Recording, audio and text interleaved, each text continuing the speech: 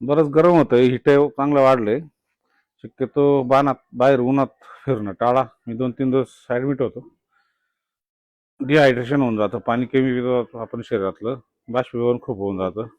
त्याच्यामुळं ह्या काही गोष्टी आपल्याला टाळल्या पाहिजे. आपण आता जी मोहीम चालू केली त्याल्याबद्दल जनजागृती करायची, त्याच्यामध्ये त्याला पसरतो कसा झपाट्याने हे पण आपल्याला बघायचंय. परत त्याला तुमचं येतो का हे पण आपल्याला बघायचंय.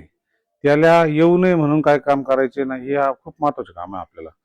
शक्यतो बागेमध्ये बाधित झालेले फळं थोडस कात्रींच्या साह्याने मागून छाटून आणि ते फळं, ती फांदी, ते पानं, तो सगळं आपल्याला वेळीच जर बाहेर नेऊन जाळता आला ना तर आपल्या बागेत त्याला कंट्रोल लवकर होईल. आता काहींच्या बागेत थोडी थोडी फळं आहे ना त्याल्याचे, ते लोक काय म्हणतात हा बादल्यामध्ये काम येईल, नंतर पण तो आपला तो नुकसानच करेल. तो शक्यतो दुसरीकडे पसरलच. पाऊस आला त्यावेळेस पसरतो कसा, प्रमुख कारण वारा आहे.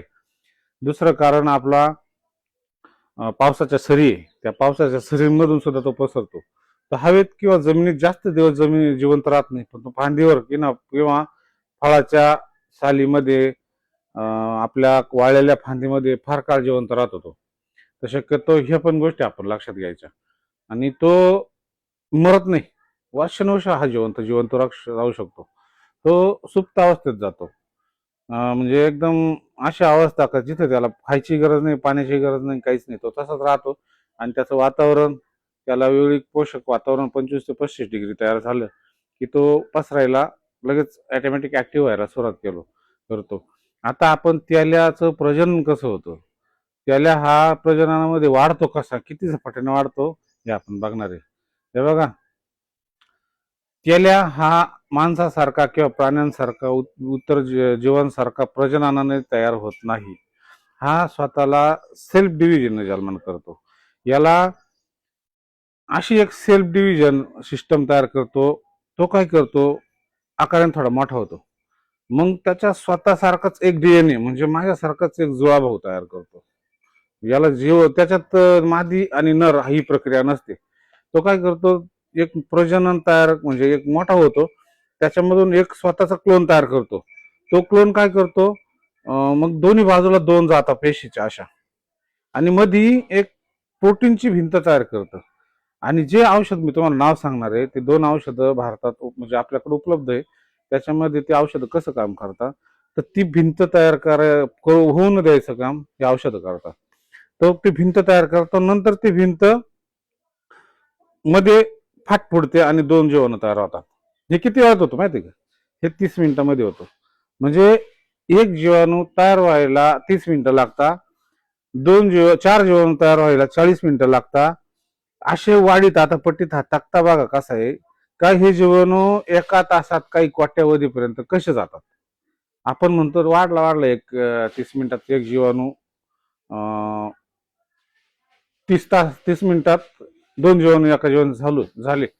तसं नाही, ते एका तासात किती वाढतात तुम्ही कॅल्क्युलेशन करा. फक्त एका तासात 4, 2 तासात 16, असा हा पट्टीचा आकडा वाढत चालतो. आणि याचा हा वाढीचा वेग इतका भयानक राहतो जेव्हा त्याला वातावरण भेटतं तेव्हा. तो आपल्या पानांच्या कडांवर पिवळ्या साली दिसताना त्या पिवळ्यात एकाच बिंदूमध्ये कोट्यावधी जीवाणू असतात. ही गोष्ट लक्षात ठेवा. आणि तो डायरेक्ट मरत नाही, तो वातावरण त्याला कमी आलं का तो सुप्त अवस्थेत त्या पानावरच राहतो. आणि थोडस वातावरण तयार झालं की लगेच तो एकदम ऍक्टिव्ह होतो आणि नुकसान करायला सुरुवात करतो. ह्या गोष्टी आपण लक्षात घ्या. मग आता मी त्या ऑइल गार्ड बद्दल का बोललो, परत ब्रोपोनिल आपलं एक ऑइल गार्ड आहे. हे औषध काय करता, हे औषध डायरेक्ट त्याला लगेच एखादा औषधचा वापर सारखा गेला ना हा मरून गेला तसं नाही.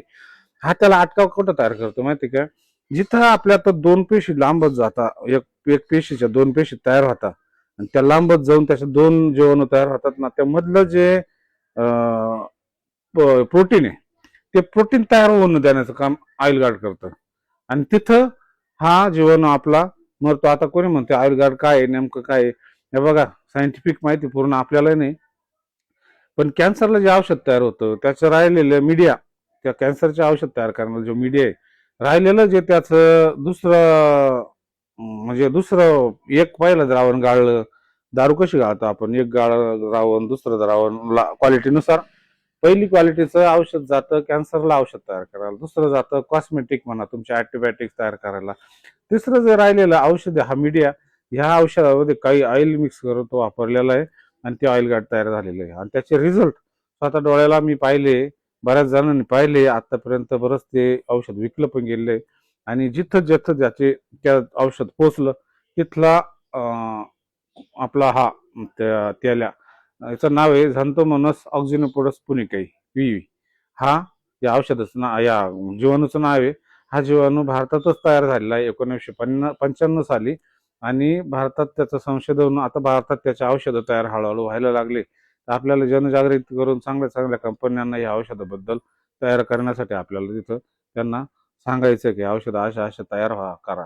कारण हा पूर्ण भारतात पसरणारा रोग आहे आणि पूर्ण भारतात हा जाईल. आणि याला चांगलं कंट्रोल करायसाठी आपल्याला प्रयत्न करणं गरजेचं आहे. धन्यवाद मित्रांनो.